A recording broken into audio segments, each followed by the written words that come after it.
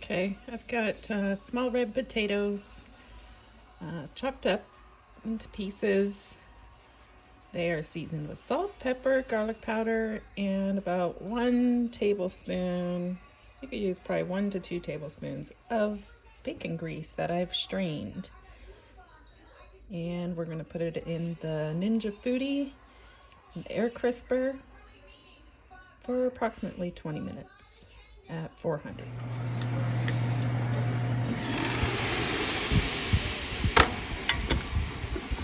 Looks good, smells good.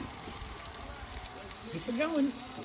Okay, we've got the roasted red potatoes cooked in about 1.5 tablespoons of bacon grease, salt, pepper, garlic powder, crispy on the outside, soft in the middle. Ninja Foodi.